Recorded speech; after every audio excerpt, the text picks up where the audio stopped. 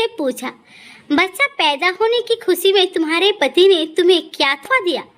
सहेली ने कहा, कुछ भी नहीं। उसने सवाल करते हुए पूछा कि क्या ये अच्छी बात है? क्या उसकी नज़र में तुम्हारी कोई कीमत नहीं? लफ्ज़ों का जहरीला बम गिरा कर वो सहेली दूसरी सहेली को अपनी फिक्र में छोड़कर चलती बनी। थोड़ी देर बाद शाम के वक्त उसका पति घर आया और पत्नी का मुंह लटका हुआ पाया। फिर दोनों में झगड़ा हुआ, एक दूसरे को लात भेज मारपीट हुई और आखिर पति पत्नी में तलाक हो गया। जानते हैं प्रॉब्लम की शुरुआत कहाँ से हुई? उस फिजूल जुमले से जो उसका हाल चाल जानने आई सहेली ने कहा था।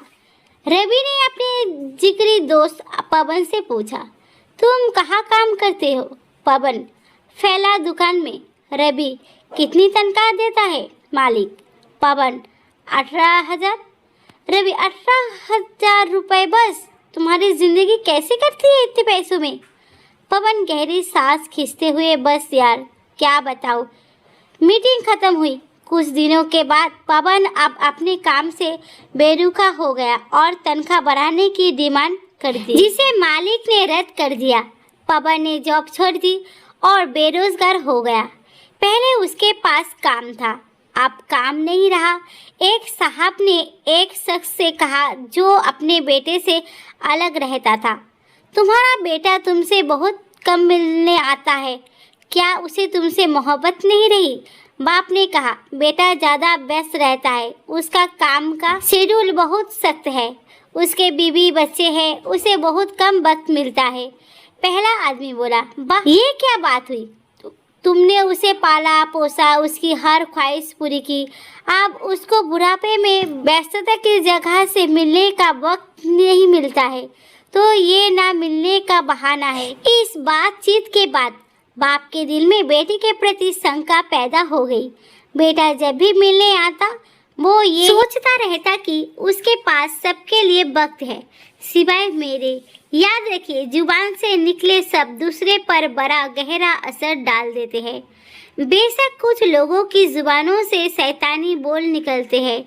हमारी रोजमर्रा की जिंदगी में बहुत से सवाल हमें बहुत मासूम लगते हैं, जैसे तुमने ये क्यों नहीं खरीदा, तुम्हारे पास ये क्यों नहीं है, तुम इस शख्स के साथ पूरी जिंदगी चल सकती हो, तुम उसे कैसे मान सकते हो, वगैरह वगैरह।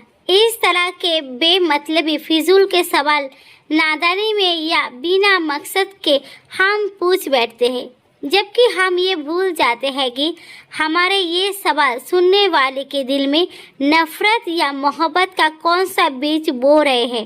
आज के दौर में हमारे इर्द गिर्द समाज या घरों में जो टेंशन होती जा रही है, उनकी जड़ तक आ जाया जाए तो अक्सर उसके पीछे किसी और का हाथ ही होता है।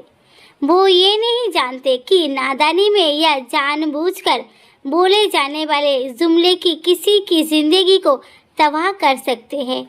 ऐसी हवा फैलाने वाले हम न बने तो अच्छा ही है। लोगों के घरों में अंधे बनकर जाओ और बाहर से गूंगे बनकर निकलो।